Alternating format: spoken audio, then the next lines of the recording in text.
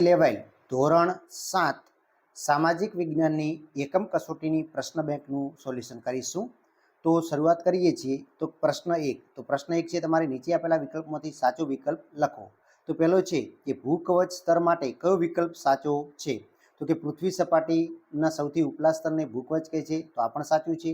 ભૂકવચ સૌથી પાતળું સ્તર છે, આ પણ સાચું છે. અને ભૂકવચ ભૂમિખંડ પર આશરે 35 કિલોમીટર સુધી હોય છે, તો આ પણ સાચું છે. એટલે કે પહેલા વિકલ્પની અંદર ઓપ્શન નંબર ડી આવશે, ઉપરના તમામ. બીજું છે પૃથ્વી સપાટીનું ઉપલું સ્તર મુખ્યત્વે કયા ખનિજનું બનેલું છે? તો સિલિકા અને એલ્યુમિનિયમનું બનેલું છે. ત્રીજું છે કે નીચેના વિધાનો પૈકી કયું વિધાન મેન્ટલ સ્તરની સાચી ઓળખ આપે છે? તો મેન્ટલ સ્તર 2900 કિમીની ઊંડાઈ સુધી ફેલાયેલું જોવા મળે છે, તો આ એ આવશે. બરાબર. પછી આવે છે ચોથું, આંતરિક ભૂગર્ભ શાનું બનેલું છે? તો આંતરિક ભૂગર્ભ એ નિકલ અને ફેરસનું બનેલું છે. પછી અગ્નિકૃત ખડક માટે કયો વિકલ્પ સાચો છે? તો કે ગરમ મેઘમાં ઠંડો થઈ નક્કર થાય તેને અગ્નિકૃત ખડક કહેવાય છે. એના પછી છઠ્ઠું છે, કયા ખડકની રચના લાવાથી થાય છે? તો અગ્નિકૃત ખડકની રચના લાવાથી થાય છે. સાતમું છે, કયા ખડકમાં વનસ્પતિ, પ્રાણી અને સૂક્ષ્મ જીવાણુઓ જોવા મળે છે? તો જળકૃત ખડકમાં જોવા મળે છે. પછી આઠમું, રૂપાંતરિત ખડકોના ઉદાહરણ જણાવો. તો કે ઉપરના તમામ, એટલે કે ચીકણી માટી, ચૂનાનો ખડક અને સ્લેટ. એના પછી છે નવમું, ખનિજ માટે નીચેના પૈકી કયું વિધાન યોગ્ય છે? તો કે એ અને સી બંને સાચા, એટલે કે એ અને સી બંને સાચા આવશે. પછી 10મું, નક્કર ખડકો આપણને કઈ રીતે ઉપયોગી છે? તો કે સડક બનાવવા માટે, મકાન બનાવવા માટે, ઇમારતો બનાવવા માટે, એટલે કે ઉપરના તમામ. તો ઓપ્શન નંબર શું આવશે? ડી આવશે. પછી 11મું, ઘંટીમાં અનાજ દાણા કે મસાલાને પીસવા માટે વપરાતા પથ્થર કયા ખડકોમાંથી બને છે? તો અગ્નિકૃત ખડકમાંથી બને છે. 12મું, આંતરિક બળ ક્યારે આકસ્મિક ગતિ પેદા કરે ત્યારે શું થાય છે? તો કે ભૂકંપ અને જ્વાળામુખીની ઘટના બને છે. પછી 13મું, પરંપરાગત રીતે ભૂકંપની સંભાવનાનું અનુમાન કેવી રીતે કરી શકાય છે? તો કે ઉપરના ત્રણેય વિધાન આવે, એટલે કે સરીસૃપોનું પૃથ્વી પર આવવું, તળાવની માછલીઓ તીવ્ર હેરફેર અને પ્રાણીઓના વર્તનનો અભ્યાસ, આ ત્રણ ઉપરથી થઈ શકે છે. પછી જોવા જઈએ 14મું, તો કે કયા ઘટકને કારણે ઘસારાની પ્રક્રિયા થાય છે? તો કે જળ, પવન અને હિમના કારણે થાય છે. પછી 15મું, જળપ્રપાત અને જળધોધ કોને કહેવાય છે? તો કે નદી ખડક પરથી ઢોળાવવાળી ખીણ કે નીચાણવાળા ભૂમિ પર પડે તેને જળધોધ કહે છે. એના પછી ટૂંકા પ્રશ્નો છે, એક વાક્યના પ્રશ્ન 2. તો કે ભદ્રાવતી કયા સ્થળનું પૌરાણિક નામ છે? તો કે કચ્છનું પૌરાણિક નામ છે. રાણીની વાવ ક્યાં આવેલી છે? તો રાણીની વાવ પાટણ આવેલી છે. પરમાર વંશનો સૌથી શ્રેષ્ઠ રાજા કોણ હતો? કે રાજા ભોજ હતો. વનરાજ ચાવડાના મિત્રનું નામ શું હતું? તો અણહિલવાડ ભરવાડ હતું. વનરાજ ચાવડાએ કયા નગરની સ્થાપના કરી હતી? તો અણહિલવાડ પાટણની સ્થાપના કરી હતી.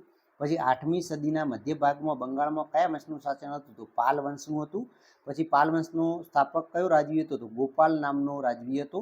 પછી ચેર રાજ્યનું બીજું નામ શું છે? તો કે કેરળ છે. રાજપૂત યુગમાં રાજાનું પદ કેવા પ્રકારનું હતું? તો કે વંશ પરંપરાગત હતું. કાલિકાલ સર્વજ્ઞ તરીકે કોણ ઓળખાય છે? તો હેમચંદ્રાચાર્યજી ઓળખાય છે. એના પછી જોઈએ 11મું, રાણીની વાવ કોણે બંધાવી છે? તો રાણી ઉદયમતીએ. ગોવિંદ ચંદ્ર ત્રીજો કયા વંશનો હતો? તો રાષ્ટ્રકૂટ વંશનો હતો. ધોળકામાં કયું તળાવ આવેલું છે? તો મલાવ તળાવ આવેલું છે. તરાઈના યુદ્ધને ભારતના ઇતિહાસમાં કેમ સીમાચિહ્ન રૂપ માનવામાં આવે છે? તો કે દિલ્હીમાં સલ્તનત યુગની શરૂઆત થઈ હતી. પરમાર વંશની સ્થાપના કોણે કરી હતી? તો કૃષ્ણરાજે કરી હતી. એના પછી ખાલી જગ્યાઓ છે. તો વિશ્વનું સૌથી મોટું લેખિત બંધારણ ભારત દેશનું છે. બીજી ખાલી જગ્યામાં ભારતના મતાધિકાર 18 વર્ષ પછી મળે છે. ત્રીજી કે લોકોનું લોકો વડે લોકો માટે ચાલતું શાસન એટલે લોકશાહી શાસન. પછી ચોથી ખાલી જગ્યામાં ચૂંટણી પંચ આવશે. ચૂંટણી પંચ એ તટસ્થ રીતે ચૂંટણી કરાવે છે. પાંચમી ખાલી જગ્યાની અંદર લોકશાહી આવશે, એટલે કે ભારત એ લોકશાહી શાસન વ્યવસ્થા ધરાવતો દેશ છે. એના પછી છઠ્ઠી ખાલી જગ્યાની અંદર જોઈએ તો 14 વર્ષ કરતાં નાની વયના બાળકોને મજૂરી રાખવું એ કાયદાનો ભંગ ગણાય છે. પછી 7મું જોઈએ, આપણા સમાનને જાળવી રાખવા માટે સમાનતાનો અધિકાર મળેલો છે. એના પછી જોઈએ 8મું, લોકશાહીમાં લોકો પોતાનો મત આપે છે. શું આપે છે? મત. પછી દેશનું સંચાલન કરવા માટેની માર્ગદર્શિકાને શું કહેવાય છે? તો કે બંધારણ કહેવાય છે. પછી 10મું, વિશ્વમાં સૌથી મોટી લોકશાહી ભારત દેશ ધરાવે છે. લોકશાહીની ચૂંટણી દર 5 વર્ષે થાય છે. પછી 12મું, તો કે ખાલી જગ્યા યાદીમાં નોંધાયેલ કોઈ પણ નાગરિક મત આપી શકે છે? તો કે મતદાર યાદીમાં નોંધાયેલ. પછી 13મી ખાલી જગ્યાની અંદર દિવ્યાંગ આવશે અને 14મી ખાલી જગ્યાની અંદર પણ દિવ્યાંગ આવશે. બરાબર. એના પછી જોઈએ 15મી, તો કે 14 વર્ષથી નાની ઉંમરના બાળકોને મજૂરી કરાવવી એ કાયદાનો ભંગ થયો કહેવાય છે. 15મી બરાબર. હવે એના પછી જોડકા જોડો છે. તો કે હરિહર અને બુક્કારાય, તો એની અંદર શું આવશે? તો કે સ્વામી વિદ્યારણ્ય આવશે.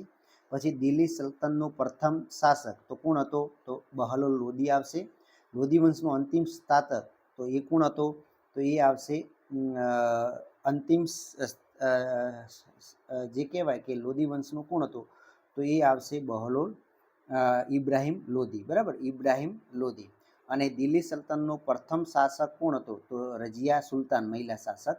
અને લક્ષણના દાગ તો એમાં આવશે કોણ આવશે? તો અલ્હાલુદ્દીન ખલજી આવશે, બરાબર, ઓપ્શન નંબર ડી. એના પછી જોઈએ બીજું તો બ્રહ્મની રાજ્યની સ્થાપના કરનાર તો જફર ખાન. પછી ચહેલગાહની સ્થાપના તો ઇલ્તુમિશ આવશે. તુગલક વંશનો શ્રેષ્ઠ શાસક તો મોહમ્મદ બિન તુગલક આવશે. અને સૈયદ વંશની સ્થાપના કોણે કરી હતી? તો ખીજ ખાંએ કરી હતી. અને આફ્રિકન મુસાફર કોણ હતો? તો ibn Battuta, option number D આવશે, બરાબર.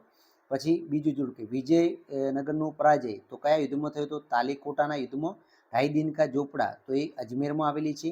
ઇબ્રાહિમ લોદી અને બાબરનું યુદ્ધ તો એ પાણીપતનું યુદ્ધ. અને વિદ્યાનગર તરીકે ઓળખાતું તો વિજયનગર. અને કુતુબ મિનાર તો દિલ્હીમાં આવેલું છે. એના પછી જોઈએ તો કે અહીંયા મોટા પ્રશ્નો છે. તો કે રાજપૂતોના ગુણો જણાવો. તો કે રાજપૂતો બહાદુર હતા, વચન પાળતા હતા, તેઓ ગૌ બ્રહ્માંડ પ્રતિપાલક હતા, યુદ્ધમાં પીછેહટ કરતા નહીં, અને લડાઈમાં પણ અધર્મ આચરતા નહીં. પછી રાજપૂત યુગનું વેપાર વાણિજ્ય લખો. તો બીજો પ્રશ્ન તો કે વાણિજ્ય વ્યવસ્થા ઉપર દેખરેખ રાખવા અલગ વિભાગ હતો. વિદેશ વેપાર પર જકાત અને કર લેવામાં આવતો હતો. બંદરો પર કર લેવામાં આવતો હતો. અને ગુજરાતમાં સ્તંભતીર્થ અને ભૃગુ કચ્છ વેપારના બંદરો હતા. પછી ત્રીજું છે રાજપૂત યુગની શાસન વ્યવસ્થા. તો રાજાનું પદ વંશ પરંપરાગત હતું. રાજ્યનો જ્યેષ્ઠ પુત્ર ઉત્તરાધિકારી બનતો. અને પછી રાજકુમાર કહેવાતો અને છેલ્લે યુવરાજ બનીને રાજા બનતો. લોકો અથવા રાજ દરબારીઓ પણ ચૂંટણી કરીને રાજાની પસંદગી કરેલા પુરાવા મળે છે. જેમ કે કાશ્મીરના રાજાની પસંદગી. મંત્રીપદ બે પ્રકારના હતા, અમાત્ય અને સચિવો. અમાત્યનું કાર્ય શું હતું? તો કે મંત્રણા અને રાજનીતિ કરવાનું. જ્યારે સચિવોનું કાર્ય લડાઈ અને સુલેહ કરવાનું હતું. નગરની સભાનો વડો નગરપતિ કહેવાતો. અને ગ્રામ પંચાયતનો વડો મુખી અથવા તો સરપંચ કહેવાતો.